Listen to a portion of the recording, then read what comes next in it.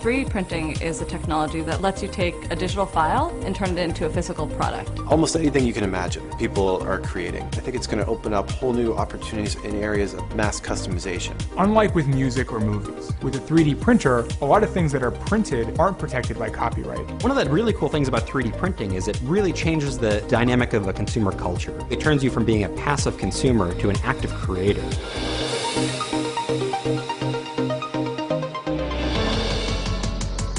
3D printing is this amazing new technology where you can take a 3D digital file and with the click of a button use that file to create an actual physical 3D part.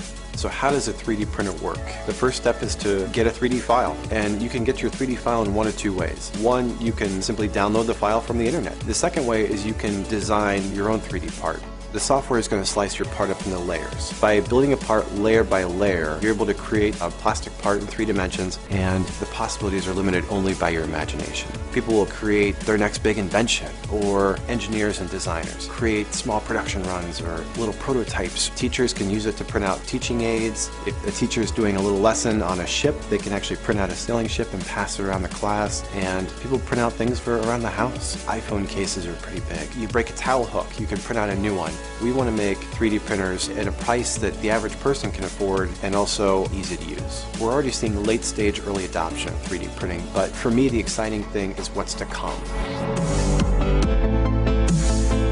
Shapeways is an online 3D printing community and marketplace. Anyone in the world can upload their 3D model and we'll print it for you. And then also, if you decide you want to make it for sale, you can sell it and we'll produce it on demand for that customer wherever they are in the world. You can essentially bring a product to market with no risk. You don't have inventory anymore. You don't have to make sure that there's a market ready for your product. If you sell one, that's awesome. If you sell 10,000, then all of a sudden you have a passive income model, and that radically changes the economy. Usually to bring a product to market takes a year, and then you have to find the manufacturer and the investor, and so it's going to force us to change the way we think about not only buying products but how they're made. One of our colleagues broke his stroller and it would have cost him something like $250 to get that part in the mail from the stroller company, and he literally just 3D printed a stroller part and got it for $20. You have this explosive technology where everything is made just for you but at the price and quality of something you buy in a store. This could be a scary technology for some companies, because what does that mean for seasons now? You have infinite inventory, and what does it mean for scarcity, which is one of the core tenets of so many industries? I think it's very similar though to social media or other tools of engagement where you're afraid to see what that would mean to let consumers co-create with you or to really rethink your traditional manufacturing process because you have so many middlemen. I think we just have to stop thinking that you need to reach 100,000, 1 million people for something to be successful. Customization is really changing the way that we have to think about design and production as well. People who make money by selling things that are all of a sudden easily copied with a 3D printer are going to be worried that people are going to be making unauthorized copies with those 3D printers. And I think one of the challenges for them is going to be, well, how do I react?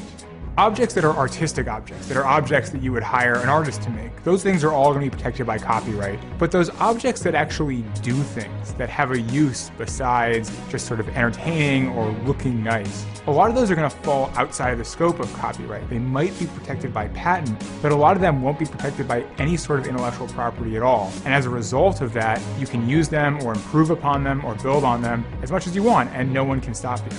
3D printing right now is at its very beginnings. And so you don't have a lot of case law about everyday people making exact copies of physical objects, and certainly not a lot of case law about people being able to do that on a large scale.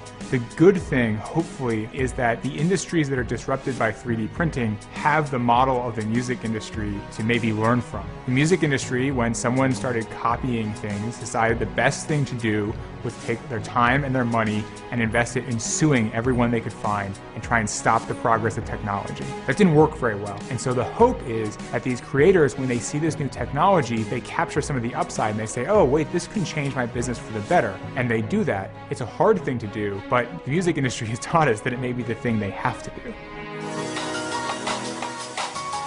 3D printing is going to have a profound impact on all of us, whether you consider yourself a designer or not. In the future, there are going to be 3D printers that will allow you to actually create three-dimensional structures out of living cells. And they can build very complex structures like blood vessels or skin tissue. And the idea there is that in 10 or 20 years, these scientists are going to be able to 3D print tissue that can replace damaged vessels of the heart, or they're going to be able to print replacement organs. So you won't have to go to find an organ donor anymore. You'll just be able to have one 3D printed at the hospital based on your own cell and your own genetic makeup. Right now at MIT, scientists are working on 3D printers that would actually allow you to print food.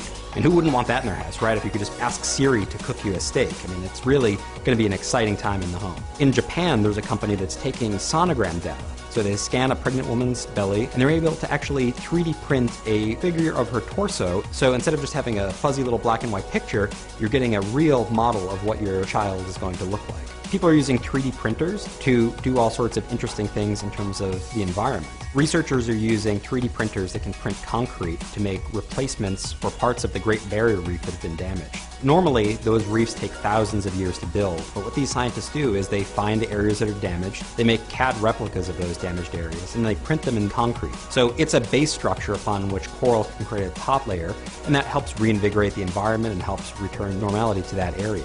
I mean, one of the coolest things about 3D printing is that it's a community that never stops innovating. There are hundreds of innovators who are making little tweaks to these products, who are trying out different things, and so it really gives everybody an opportunity to create anything they could imagine.